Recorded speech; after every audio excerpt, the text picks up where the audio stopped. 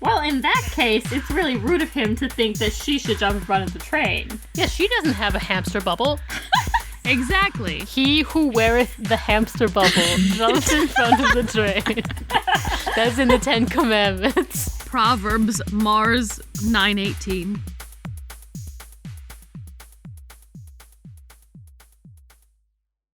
Hey everybody, welcome to Fess Up, where the Fess sisters help spice up your conversation with unique and thought-provoking questions. That's right, we're breaking the ice with a sledgehammer. Kablamo. My name is Amy, and I am the oldest sledgehammer wielder. My name is Marissa, and I am the sledgehammer wielder depicted on the podcast cover. My name is Ina, and I am the youngest sledgehammer holder. Wielder. Also the scared one. You just hold it. You don't actually ever wield it. You just stand there awkwardly like, are we breaking things now? What's going on? Why we gotta break it, though? So, like, if you ever think that you're super wrong about something, just think about this, okay? On December 8th, 1903, the New York Times predicted that building a flying machine would be possible in 1 to 10 million years. Wait. What? Just wait. And then, the first successful powered airplane flew in the same year. Not just the same year. 9 days later. 9 days? On December 17th, 1903. That's embarrassing. Oh my god, it's almost like they wanted the controversy a little bit. They were like, more people will read if they think we were stupid. It's like a very risky move. It's like, we got a tip off that this might happen. Were the Wright brothers really tipping people off, though? Nah, they didn't think it was gonna happen. Maybe they somehow found out about these Wright brothers making attempts and none had been successful yet, and they were like, this will never work. And they were so sure about it that they published that this will never work for 10 million years. How many years? It was 1 to 10 million years. It was 10 million. Oh my god. 1 to 10. They had a window of 1 to 10 million years. Like 1 million years at the earliest The was their difference prediction. between 1 million and 10 million is vast. Mm-hmm. Maybe they thought it was less vast in those times. I don't know. Yeah, they didn't know how to count up that high yet. They were like, I've heard of 1 million. I'm not sure how big it is. Like, I know 1 to 10, that's 10 numbers. When you get 1 to 10 million, that's 10 numbers. It is. In that regard, they're not wrong. Those are numbers. It's like if you ever think that you're like, you've really fucked up, you're really bad. You did really bad at something. You did not do as bad as the New York Times in 1903, because what the fuck? That's pretty bad. That is pretty bad. So bad. Like, I've been bad at things before, but that makes me feel like I'm pretty good at everything that I've ever sucked at. Like, just imagine the person who wrote that article. Just think about how they feel 9 days later. I bet they got fired. Just imagine how fired they were. Like, how hard were they fired? So hard. Were they laughed out of the office? Or do you think they quit in shame? I don't know. I feel like 9 days is a lot of time. And I feel like 9 days later, people would have forgotten that I said that. Well, obviously not, if we're still talking about it. You're right. Someone has a record. Yeah, but like, it wasn't common knowledge. Someone had to dig that up and circulate it on a meme, and then I saw it. It was the New York Times, though. I mean, back then, people paid attention to the newspaper every day. Like, people noticed that. Right, they didn't have other sources of entertainment, so I feel like people would remember. Can you imagine if the same person from the New York Times had to write the article about the plane flying? I hope they did. I really hope they did. They were probably, this is your punishment. Yeah. You are not fired. You are, in fact, forced to write about how wrong you were. The article title, 10 million years is now. 10 million years in 9 days. Around the world in 10 million years. How about a question? How about it? So, Bruno Mars said in his famous song, Grenade, the following lyric. Should have known you was trouble from the first kiss. Had your eyes wide open. Why were they open? And my question is, how could he have known her eyes were open if his eyes were closed? Oh, because he knew that he wasn't no, he was. That was the whole point of the song, was he was super invested. Okay, He was super invested, yeah. But is it that bad to kiss with your eyes open? It is a little haunting, I'm gonna be real. Is it? Pretty possessed. Do you do it? I mean, I can't say I haven't, but every time I do it, I think about that song and I'm like, am I being weird right now? What if I just want to look at the person I'm the fact kissing? that you've done it is weird. It's not weird. I've done it with like pecks on the lips and stuff, but like if you're like making out and your eyes are open, you're essentially like your cornea is half an inch away from like somebody's goddamn cheek flesh. And I don't know, that's a little close for me. There's nothing to look at either, really. It's like, oh, I see how many blackheads you forgot to remove today. Should I bring over my pore cleaner next time? Like, Ew. right? Men don't think about that though. If you're kissing a man and you're up close, there's like a very high chance you're just gonna see black pores. This is disgusting. That's why women are superior in every way, except if they're an inch from your cornea and they move the wrong way, then they could smush their cheek on your eyeball and then boom, you got fucking foundation on your contact for the rest of the day. Oh, I thought you were going to say you could mash your open eyeball into their fake lashes and have a whole new realm of nightmares. You know, this is a very good point. It depends on your eye level to their eye. I think I have a small head. So I think my head is always cheek level, but... Oh, I see. Maybe his eyes were wide open because she had some really nice eyeshadow on and he wanted a better look. He was up close. He was like, wow, she's got quite a gradient going. But then she opened her eyes and he was like, ah! I mean, have we considered that he's maybe a hypocrite? Maybe she opened her eyes because she noticed one time that he opened his eyes and she's like, oh, maybe he likes that. But really, he's so afraid of her cheating on him that he keeps his eyes open even when she's kissing him, because what if she's cheating on him while they're kissing and he doesn't know because his eyes are closed? I've always found that song a little accusatory and baseless, because in the song he's like, I would do anything for you, but you won't do the same. And like, okay, thanks for telling me what I won't do. Like, you didn't tell me something I did do. Like, did I do something to you? I don't think I remember a lyric where he's actually accused him of something. He said he gave her all he had and she tossed it in the trash. This is a metaphor, and once again, I need proof. He has no evidence. And just imagine, like, they were in a situation one time where, like, a bad guy threw a grenade at the two of them. Like, it's a superhero existence, and a supervillain was in front of the two of them, threw a grenade at them, and he caught it. Okay, so it didn't hit his girlfriend, and he threw it away before it could explode and save both of their lives, and now he brings it up every fucking time, and she's like, I fucking get it, Bruno. You caught the grenade, and I didn't, but it's not like I'm gonna get to catch a grenade anytime soon, so stop bringing it up and lording it over me. Maybe she keeps her eyes open in case a new grenade comes. She's constantly watching for this fucking grenade. She's like, it's gonna happen again. Grenade Man is out there. Okay, I am so traumatized that I will be not caught unawares again.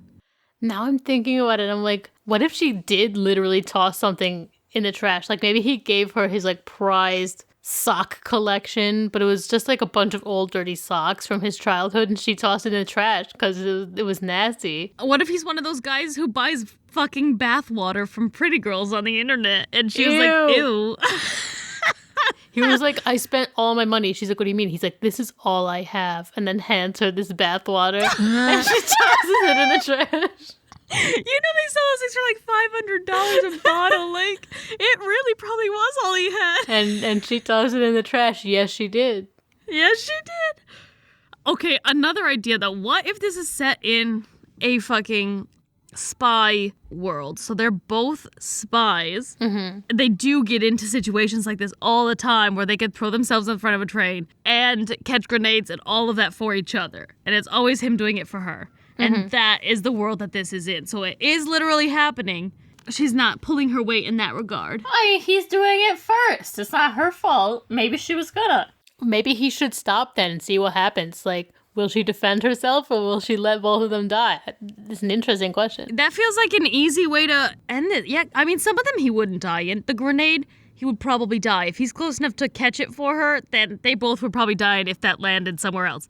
But, like, jumping in front of a train for her, like... I want to know how that would even save her. I'm assuming it's one of those situations where you jump and like push him out of the way. I guess. But then maybe he had to crouch down real quick so he didn't die. Or maybe he was in a hamster bubble thing and so he just yeah, he was in this like indestructible hamster bubble thing.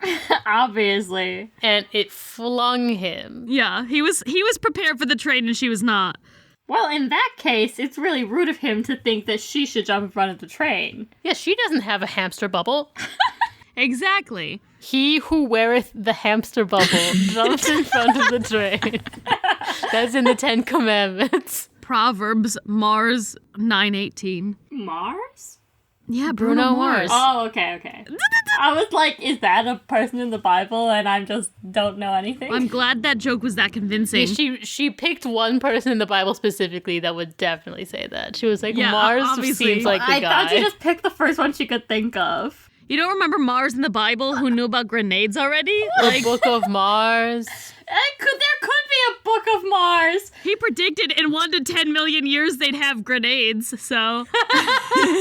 There could be a Book of Mars. You know how much I pay attention to that stuff? The Book of Mars, it talks a lot about retrograde. Yeah. Isn't that Mercury, though? Yeah, that is Mercury. I'm pretty sure everything can go into a retrograde. Well, that's probably true. I don't really know enough about that either. I brought up the train thing in the hamster bubble because I think that's the only instance in which he could test it. You know, like the next time they're in front of a train and she's being an idiot and not realizing that the train's about to hit her. Did he ever consider that, like, He could just not go. maybe she doesn't want to be saved? Like, maybe she can save herself? This is a feminist world. It is. And no, he didn't. Like, I think in the spy world especially, they are both equally capable and he's just too competitive for his own good. Mm-hmm. Also, in any world, maybe he's catching grenades and shit for her, okay? Sure, we'll give her that, but maybe she's doing all the fucking cooking and cleaning and housework. It's time for you to pull your weight, dude. Catch a few grenades. I've looked up more of the words because I don't remember all of them, and it does escalate in the next verse. Does it? All right, please remind me. He says, black and blue, beat me till I'm numb. Oh, geez. Tell the devil I said, hey, when you get back to where you're from. It sounds like he was in an abusive relationship. It sounds like a very abusive relationship. Mad woman, bad woman. That's just what you are. And then he says specifically, because all of this until now, I'm like, okay, he's just insulting her, saying some pretty crazy things. But then he says, you'll smile in my face, then rip the brakes out my car. Oh, jeez. Bruno, why are you killing yourself for this woman? You should just break up with her. Yeah, you should have noticed the signs a little sooner. It seems like these red flags are very obvious.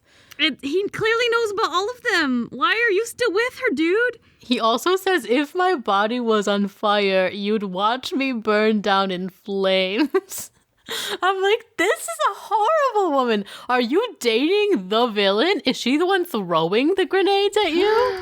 Like, Wait a minute. You've cracked it. It's gotta be he's the superhero and she's the supervillain. Yes. And it's one of those enemies to lovers fucking songs. Or lovers to enemies songs. She has a villain origin story. oh my gosh, wait, like, what if, I don't think I've ever seen this trope before, right? Okay, what if he's a superhero, she's a supervillain, but the hero is in love with the villain and it is not mutual?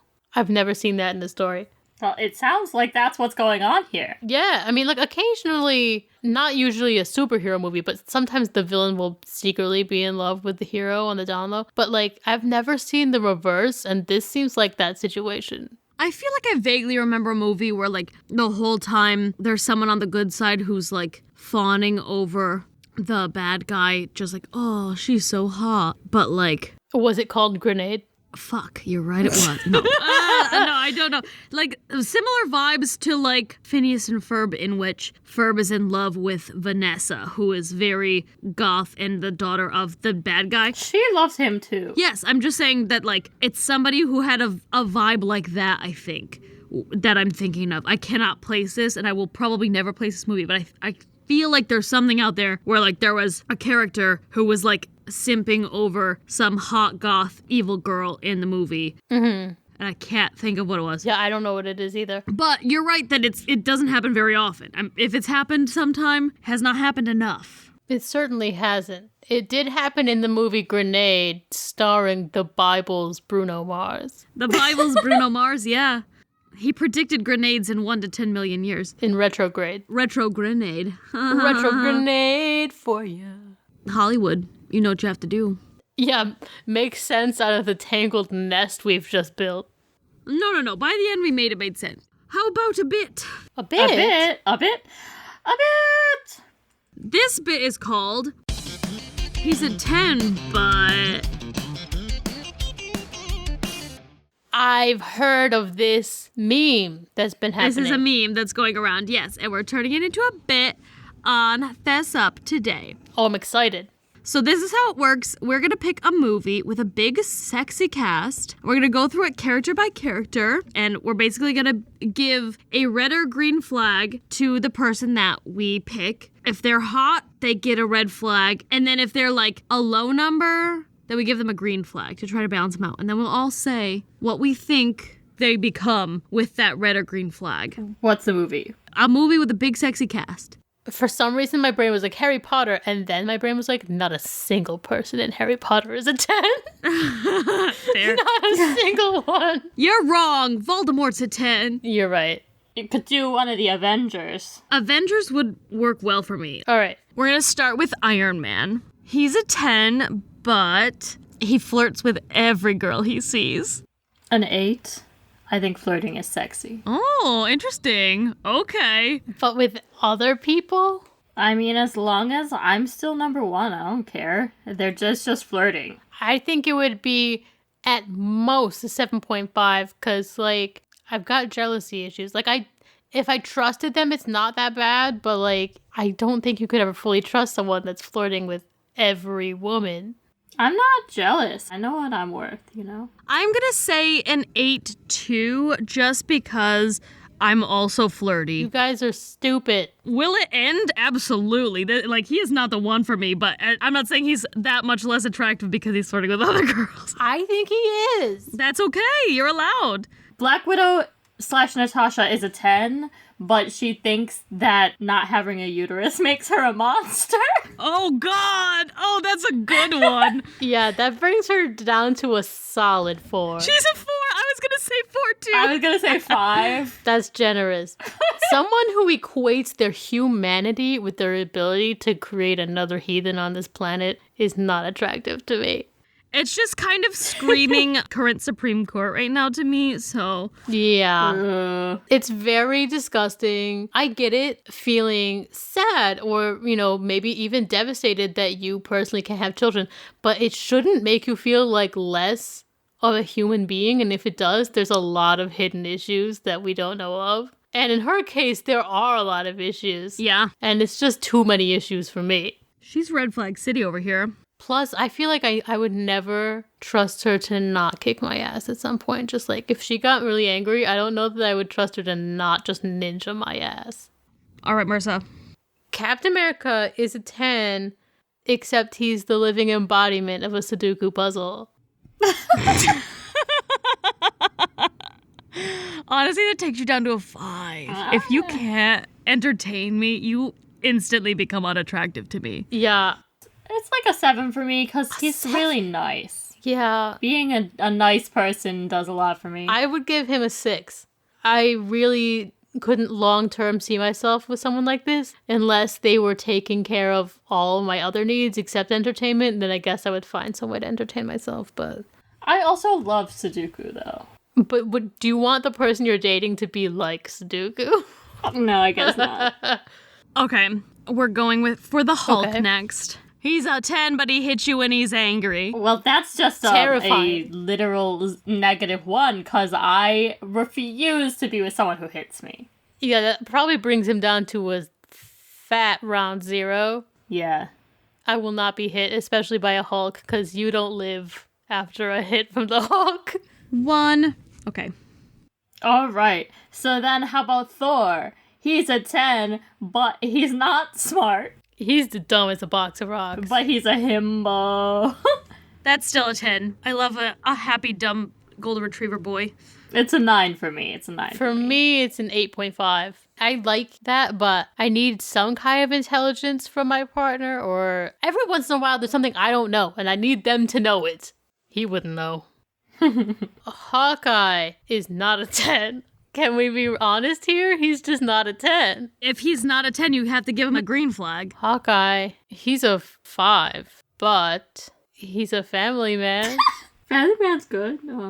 6 for me. He becomes a 7. I agree with a 7. Families are important. Means he's not about to cheat on you. Yeah, sure. Even if it seems like he should cheat on you with his coworker. He doesn't. You know, you make a good point. I'll revise to 7. Family is important to me. If someone's really good with family, they're more attractive. Yes. Oh my gosh. Guys, next is Stan Lee's cameo all the time. So Stan Lee, he's a 10, but he reinvents himself every day. Ooh. Get it? Because he's a cameo? I need consistency, so that makes him like a 6 for me. I was also going to say 6. I'm not much for spontaneity. I'll give him a 7. It would depend for me on, like, how he's reinventing himself all the time, if I can live with it or not. I'm going to be optimistic and say 7. Okay. Loki, he's a 10, but he's a prankster. Like one of those YouTube pranksters? Fuck, that's like instantly a 3. Because those people can be vicious and awful. Yeah, Loki is the kind of guy that would prank you that he's dead and think that's funny, and it's not.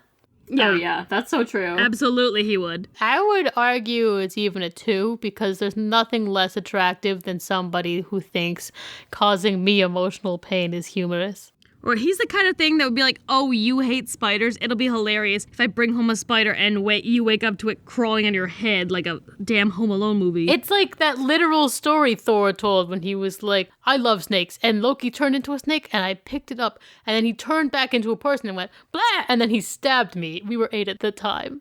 He said they were 8 at the time. Yes. Anyway, so yes, not funny. I'll go with a 2 for me. Nick Fury. He's a 10, but he keeps a lot of secrets. Oh shit, that's a good one. I'm gonna say that takes him down to like a 6 for me. I like to know things. I like to have the tea. That's a 2 for me. Yeah, if I find out you're telling one secret, unless it's a secret that is good that you're keeping, like a surprise party, I'm like gonna start thinking that you're keeping secrets about everything. That is. And he pretty much is though too. So yeah, he is. I would definitely also give it a 2 because I love the tea and I better be getting the tea. If you have piping hot tea and you don't give me some, then why are we dating? How about a question? Do you ever stop to think that the magic school bus could be in your ass right now and you'd have no idea? No, but I dislike that. I haven't ever thought about that, and I would be pretty surprised that of all people they've chosen me to explore.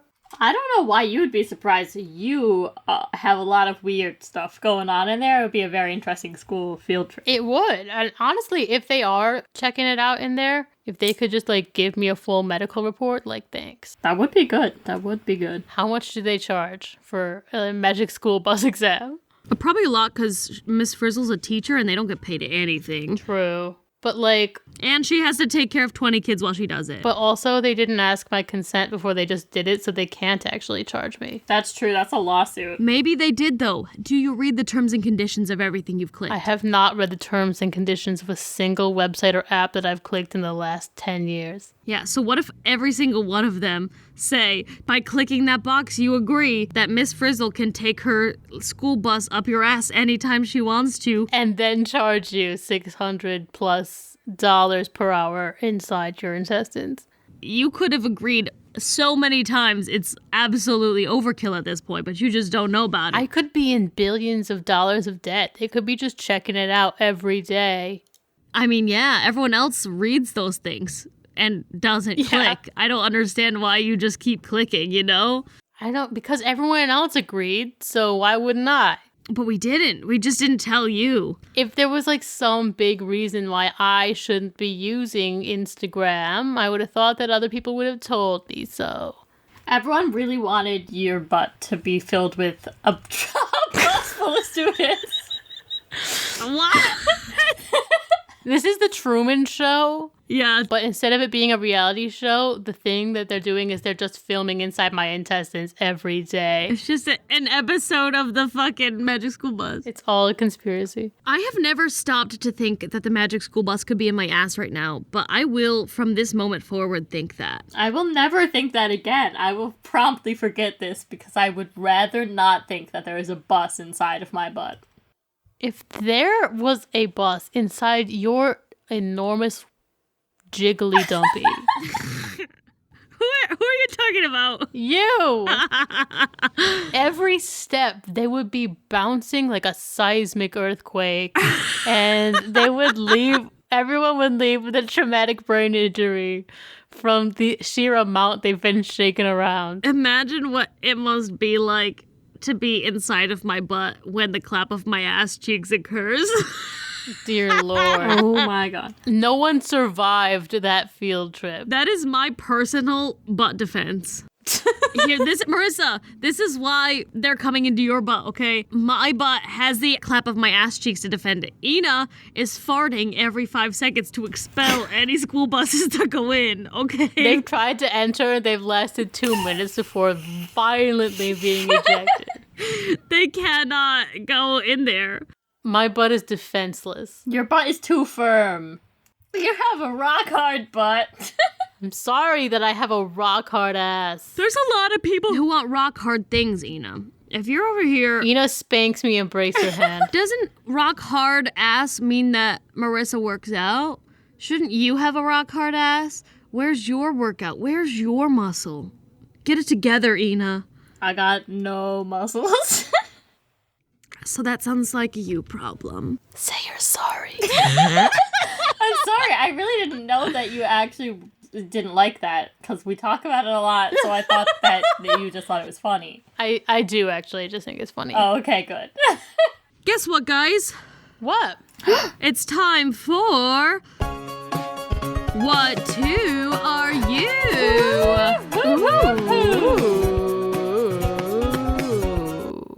What two Star Wars prequel characters are you? The prequels. I love the prequels. The prequels are excellent. Me too. We all love them. They're my fave. The Fesses love the prequels.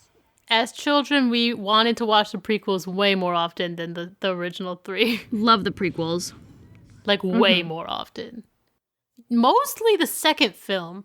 Out of all of them, we watched it 1.5 trillion times. It's the best one. It's my favorite one. I was way too in love with Padme Amidala, especially in that movie. Yes. In that scene. Mm-hmm. Starting from when she's in the tunnel and she's whispering to Anakin and she's got that very sexy whisper going on about like, if I'm gonna die, I want you to know that I love you. And then they kiss as they leave the tunnel. Then they get all tied up, which like stirred a bondage thing in me that I'd find out about later. And then she fucking owns that shit. She climbs up on there herself while Anakin's like, she's poor and defenseless. And Obi-Wan's like, she's more skilled than you, looks like. And Anakin's like, oh shit, I suck. And then she's a badass. And then she gets her clothes ripped and that did things to me like a lot. And yeah, there's a lot of parts of that scene in particular that did a lot of things to me. I love Padme Amidala.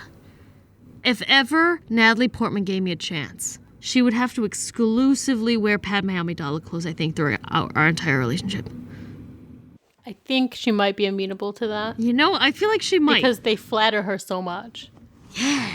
And they're pretty fashionable. Like, I know that they might be a little gaudy, but you can't say that she didn't have goddamn style, that woman. Mm-hmm. The Naboo outfit in particular is so good. I mean, her outfits in the second movie are the best outfits. At least you remembered that she was in that film because Taika Waititi forgot. He was like, yo, I'm doing the next Star Wars. You ever been in a Star Wars film? You want to do that? And she's like, I was in 3 of them. The first 3. Anyway, we are sidetracked. What two are you? Let's go. Amy's Anakin. No. Yes. I don't think so. I was gonna say Marissa's Anakin. Oh. Amy's Anakin. Ambition, drama, hates sand, blonde. He's not really blonde, is he? He's like a dirty blonde. I guess he was blonder as a kid and then got like darker as he got older, which is me. That's fair. Yeah. Sassy. Well, it's because he spent less time on Tatooine in the sun. That's it. Anyway, continue. Sassy has too many feelings. She does seek Well, I guess that's what ambitious means, isn't it? Yeah. I was supposed to be, she seeks power and authority. Mm-hmm. But that's kind of what ambition is. But she likes to be the boss. Also, Amy was, like, such a gifted child, and then she said, I'm gonna do what I want with that. Fair. That's a fair point. She wants to be respected for her talent. And I don't think that there's anything wrong with that. I think they really did Anakin dirty not making him a master for no reason except to antagonize him. Absolutely, they did. I can't say he's not relatable. I can't say I don't relate to him at all. That's not wrong. And, I mean, he does become the greatest villain of all time in all of cinematic history. And, I mean, I'd like to be that.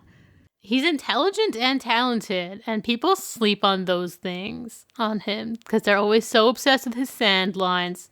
And he did fall in love with the sexiest character in all of Star Wars. He couldn't resist. Which is me. Shit. I didn't agree with Ina, but now I see it. I'm starting to see it too. I really was gonna come in here hot and say you were Anakin, but I see this argument and I don't know that I can deny it anymore. I know, but like also vastly underappreciated. Like, thank you. Everyone out here sleeping on Amy right now. Aw. And Anakin. Like, people are just now realizing, they're like, wait a second, Anakin's back in Obi-Wan? Yes, I love him. You know, because like, wait, he was awesome this whole time. Right. And, you know, Amy, your day's going to come. All of a sudden, they're going to be like, the Fess Up podcast hosted by Amy. Thank It'll you. happen. Thanks. Guys. Well, in that case, I'm going to say that Marissa is Obi-Wan Kenobi. Absolutely. I've always associated Marissa with Obi-Wan Kenobi. I'm not gonna lie. Oh? He is Master of Sass. That's gotta be number one thing said. He is Master of Sass. Marissa's Master of Sass. Reddish brown hair.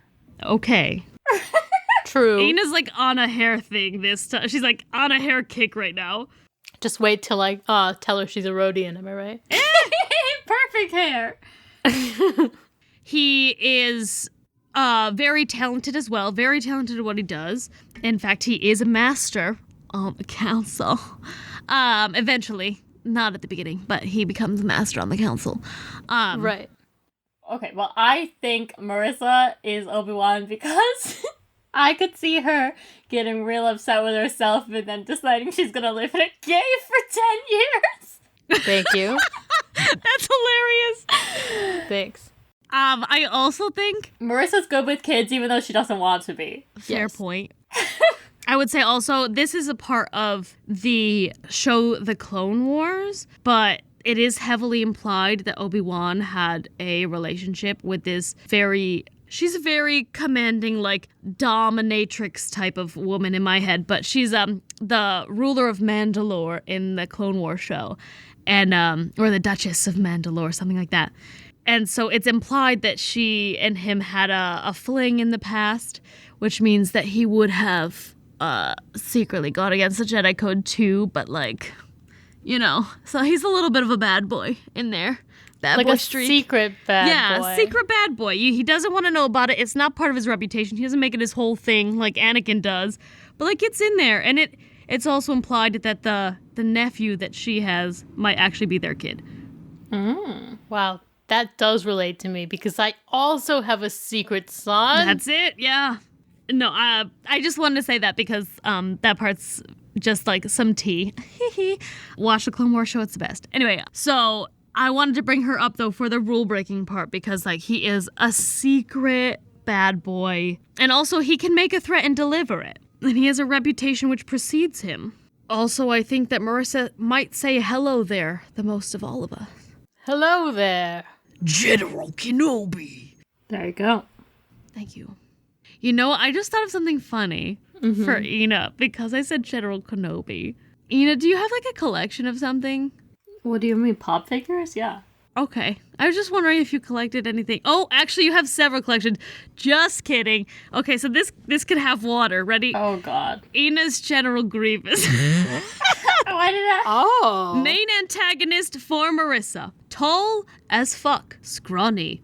But has a collection. Grievous has a collection of lightsabers. Ina has a collection of pop figures, but also musical instruments, but also used to have a collection of giraffe things.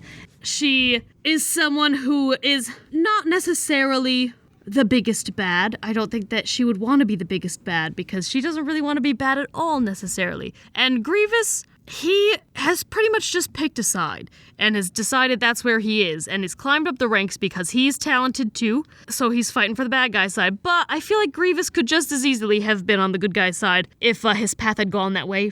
But the Jedi kind of don't really let 95% robot people be a Jedi.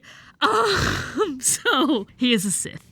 But the one part of him that is human is his heart. He has a very big heart, literally. But Ina has a big heart, metaphorically. So, also, she's got a very angular face. And what does Grievous have?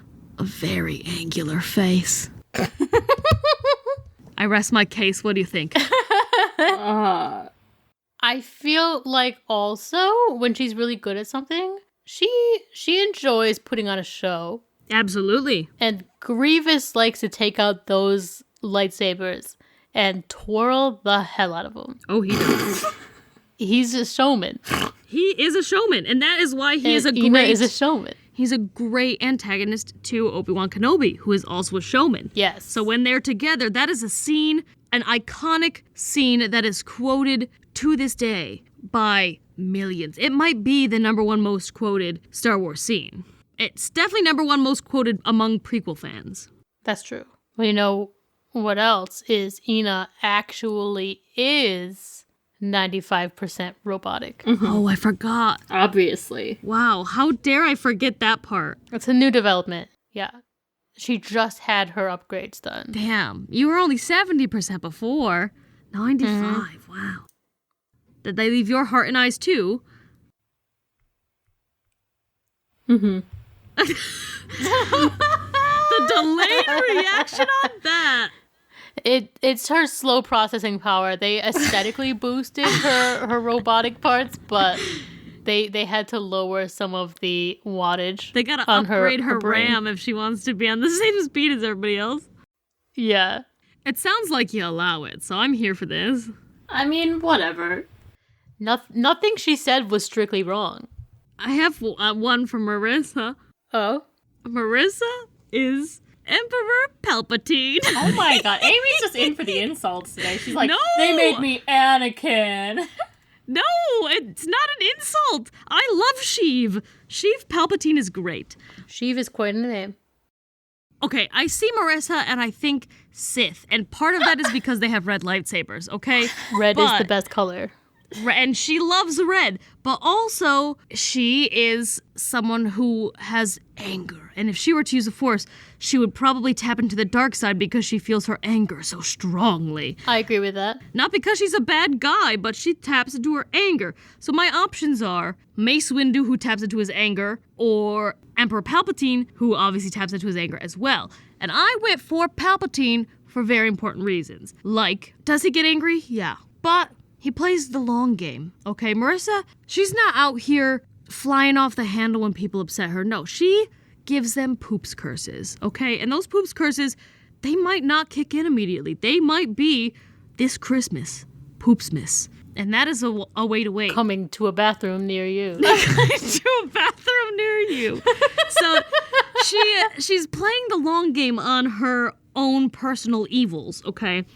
But also, he is probably media's best actor because man is out here playing the dual role the entire goddamn time, okay? He's charming out here. people's butts off. Yes! He is charismatic and he gets to do all his evil while sitting. Tell me that's not Marissa. Yeah, and he's a boss. He's a boss. Okay. He loves a dramatic story. Have you ever heard the tragedy of doth plagueth the wise? Which he tells to Anakin, and it is lovely. But he also, he's in the know, and Marissa is always in the know. She is the queen sleuth out here, you ask her a question. If she doesn't know it right then, she's gonna find out immediately through her network of spies named Google. He's very intelligent and cunning. Yes, absolutely. Very intelligent, very cunning, all things that are Marissa. I also, to be fair, do have a couple of real-life revenge plots that I've already waited a couple of years on. Might wait a couple more, but it'll happen. Is it for me? No, it's for people that really wronged me in a very deep and meaningful way. I just wanted to know. I wanted to know if I was safe or not in this household. So anyway, he's also a drama king. Yeah. He's great. We love him. Also, have you seen the images out there of Sheev with the goddamn sunglasses on? Sheev the Cleave. We love him. We stand him. I'm a Sheev fan personally. Marissa is Sheev. That's kind of the ultimate compliment. I didn't know his name was Sheev until you started today. I am a massive goddamn Star Wars nerd. It's a pretty big compliment. The two of us have gotten them. It's like, yeah, are you the most evil character? Sure. Are you also the most powerful character? You're goddamn right. Right? And then I'm Grievous, apparently. He's pretty powerful Grievous and is evil also a powerful evil guy, yeah. He has a lot more screen time, and you get to see a lot more power stuff in the Clone Wars TV show. So, do highly recommend that again. But the biggest selling point, I think, for my Palpatine thing was that he gets to be evil while sitting. That's a good point. Big. That's a good point. And he gets people to do things for him.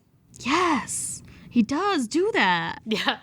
So, I have a joke one and I have a real one for Amy. Okay. Jar Jar's a joke, right? What? Jar Jar's a joke?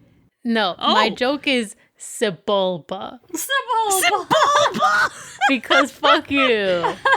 I'm a little peeved, but also I came around to it eventually. But when you first said Sheev, I was like, okay, Sebulba. but I came around to it. I agree with that for my Grievous, but you can. What's your other one? But Amy's real one is Jar Jar, though. I'm not kidding. Oh my god. I'm not kidding. Oh, here we go. Okay, Okay. please. I can't say I wasn't expecting this. I mean, it's true, all right? Number one thing, he plays dumb. He plays Mr. Airhead, stupid, silly guy. And he's not. He's not. He's secretly none of those things. But he likes to pretend he is. And Amy, I don't know why, especially when she was younger, loved to just pretend to be dumb. Yeah. You know, because it was fun and goofy and quirky. And those are the same reasons Jar Jar does it. Jar Jar also is sweet. He is friendly. He does make a lot of friends. He does. He also pronounces things stupid. He pronounces things in a dumb way. Amy often does that. Yeah, Amy's out here like, my pants. I need to go put on some pants. I mean, that's just how I say that's it. just how Jar Jar talks, too. It is. Okay. It's just silly. Also, though, Jar Jar, let's be honest, he looks stunning. He's got those eye stalks. He has those long, floppy ears. He's hot. We know it. You know it's true. He's not as hot as Dex, but I mean, he's not the ugliest. Sebulba's probably the ugliest. Okay, but you have to also factor in his species, look at the other ones, and then look back at Jar Jar. You're not wrong. He's the pretty one. He's the prettiest of the Gungans. He's a pretty Gungan. But yeah, so he's fun, silly, makes a lot of friends, also kind of clumsy. Yeah, I'll add in he gets injured a lot. He does get himself injured a lot. Yeah, the himself part is the key here. Yeah. And then, like, also, is it pretty much confirmed that he secretly was an evil mastermind the whole time? Yes. Is it canon? No. Am I still going to count it?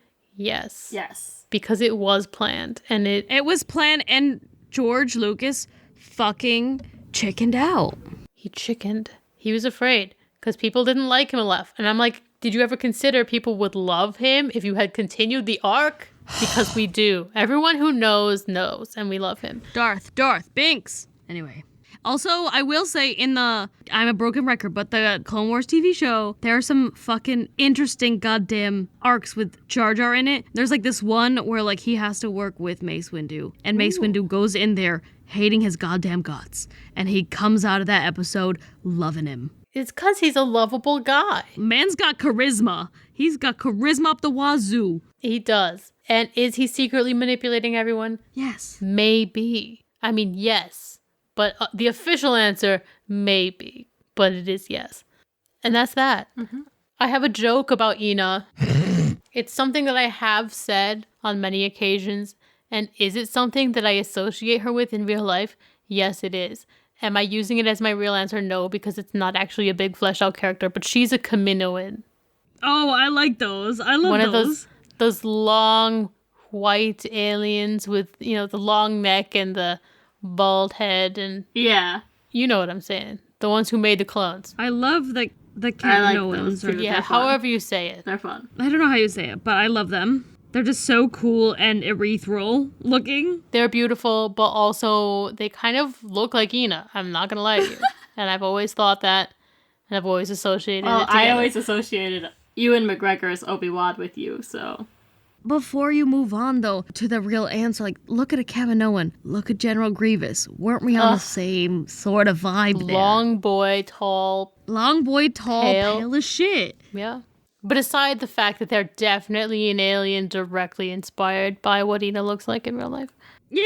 I don't have a real answer. Amy, do you? I'm thinking about it, but I got distracted by... I typed in General Grievous to look at him real quick, accidentally pressed the news as I was trying to press search on Google to just, like, remind myself of other prequel characters I might not be considering. And the first thing that popped up was Gary Oldman almost played Star Wars villain General Grievous. And that's the funniest thing I've imagined all day. I don't even know who did play him because he's not... You don't really see him.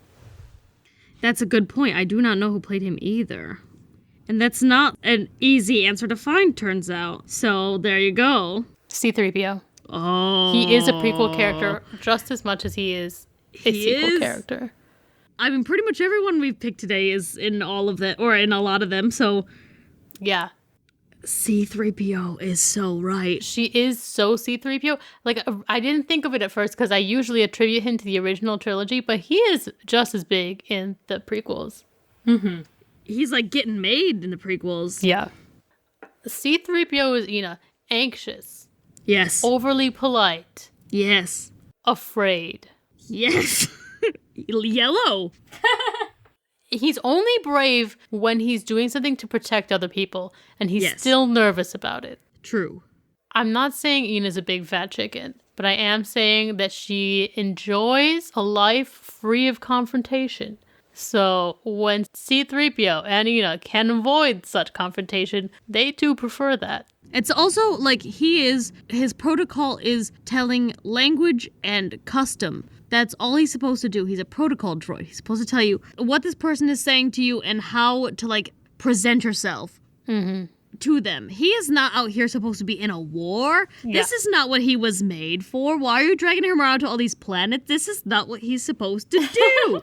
And I think that's what Ina would be like if she were thrust into a war. Mm-hmm. I agree. But also he's very intelligent because he's programmed to be. Yes. He is very knowledgeable. Yes. He's kind. Absolutely. He's very proper. And Ina can be very proper at times, especially when dealing with strangers. A little stiff. Yeah. Also, angular face. Angular face. But he also makes close friends and is very loyal. Let us clarify. He makes close friends with a small white thing that one might consider a pet. And what is Ina close with but her cat Percy, who is a small white fluffy cat. Yeah. Who's sassy, like R2-D2. Who is very sassy, like R2-D2. He is the R2-D2 to her C-3PO. Yes. Absolutely. Only she doesn't actually fight with him. No. But yeah, I feel like enough said. That was it, Chef's Kiss. In conclusion, Amy is Anakin Skywalker and Jar Jar Binks. Marissa is Obi-Wan Kenobi and Sheev Palpatine. And Ina is General Grievous and C-3PO.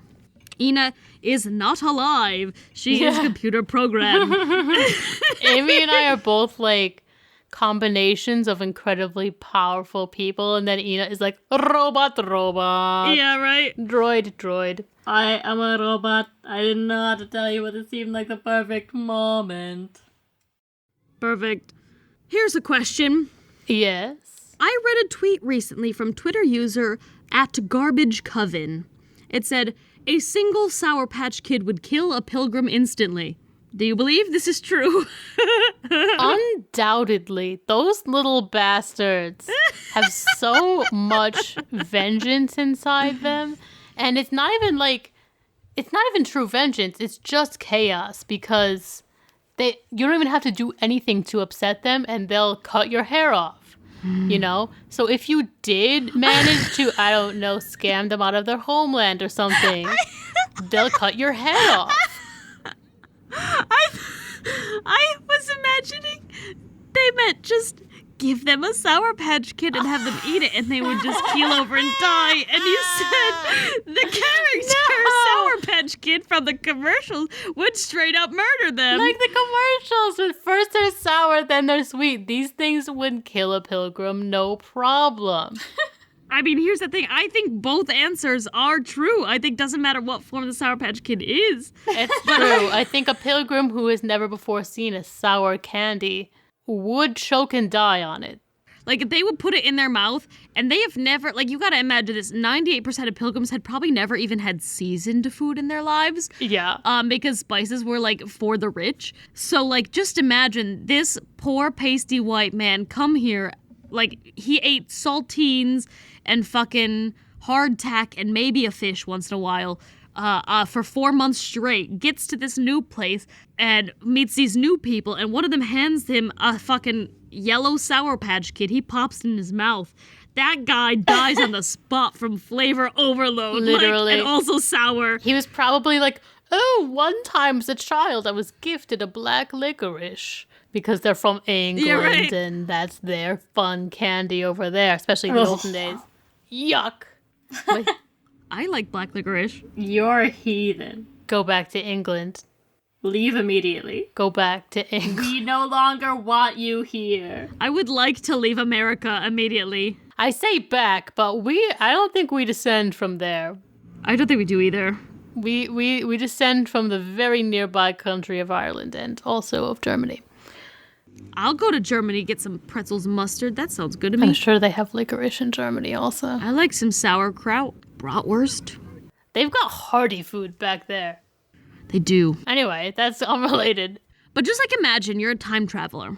Yeah. Okay. You invent a time machine. You're like the real enemy of the world was started well before Hitler. Because, you know, they mostly go back in time because they're like, let's kill Hitler. But they're like, this time they're like, actually, let's kill Christopher Columbus. He's OG baddie. So they go back to kill Christopher Columbus, and they are a fan, as everyone is, of Sour Patch Kids. So they have them in their pocket. And that's all they have in their pocket. They see, like, a dying, starving pilgrim. He's like, please, sir, anything you have, I would take anything. I'm dying of hunger. And he's like, well, fine, yeah, have this Sour Patch Kid. Boop, here comes a blue raspberry right in her mouth. And this man puts it in his mouth. Thank you, kind sir. He puts it in his mouth, and just, like, the look on his face, the most zonked thing you can imagine. And he just dies on the fucking spot. Sounds like exactly how it would go. Absolutely. Sounds right to me.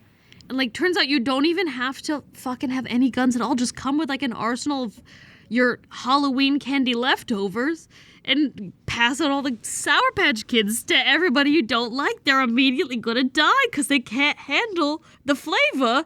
You're right. But also, if we're talking about the commercial ones that are, like, shin high and full of malice, I mean, they could kill me right now, so. they could put out a hit on anyone. And then afterwards, they'll be sweet. Well, here's the thing. You have to outlast the hit for them to get sweet. So they're going to put out a hit on you, and you have to hide. And that's when you find out the true measure of a man. Can you hide from a Sour Patch Kid? Yeah, you're right. Until they turn sweet and cancel their hit. They're like, oh, I'm so sorry. Come to my gala instead. And then if you take too long to get to the gala, they will get mad at you again. They'll be like, Amy is fashionably late to my gala. Put out another hit. They are like the Hulk. They're just time bombs. Shit. They're the Hulk. The Hulk of candy. What two are you candies? We gotta do that one. Ooh, that'll be good. The Hulk is absolutely a Sour Patch Kid. Ina, you're the only one who has not weighed in. I would like to know. Oh, I mean, I agree with you. I do think that Sour Patch would really kill a pilgrim. You know, I think what else could kill a pilgrim is, like, just, like, killing them. So insightful. Oh my god. You could just, like, kill him any way you could kill someone not a pilgrim. You want to know a fun fact, guys? This is actually how warheads got their name. Oh. They were used in time travel to kill That makes sense. unfavorable villains. Yep. What if time travel does exist in the future and there are more evil people that come down the line and they were already killed? Then it sounds like they don't come down the line. No, they don't anymore. They saved us from them. Then I'm eternally grateful, but also shocked that they haven't gotten rid of some of the other ones. Right? Well, just like imagine that like the horrible ones we think of might not even be the worst of them. Like there were worse ones. These are the ones that the future deemed worthy of not taking out. They're not worth their time. They're like, these ones gotta stay. Or in comparison, we could keep these ones. Or they were like, if I delete them, my grandmother will never be born, so I guess I'll keep that one. But otherwise... If you just wake up one day and like forget that a historical person ever existed, or if you look at your hand and it starts slowly fading away like Marty McFly, you know that they killed somebody that was important to your family lineage. One of your evil relatives. Yes. Well, that's all the ice breaking we can do today. If we break any more ice, we might be killed by time travelers. If you'd like to send us a question, message us on Facebook or Instagram at Fess Up Podcast. Send us an email at fessuppodcast@gmail.com. Follow us on TikTok at Fess Up Podcast. Tweet a question at us at fessup_podcast. And don't forget to use the hashtag UbFest. Send us new questions or let us know what happened when you used our icebreakers with your friends. Share our podcast with everyone you know and get the word out there about your 3 wacky friends. Bow. That's it for me. I've been Amy Fess. I've been Marissa Fess. And I've been Ina Fess. And I'm gonna check my ass right now to make sure the magic school bus is not in it. If they are, you need to rush them to the hospital immediately. They're in critical ass clapping condition.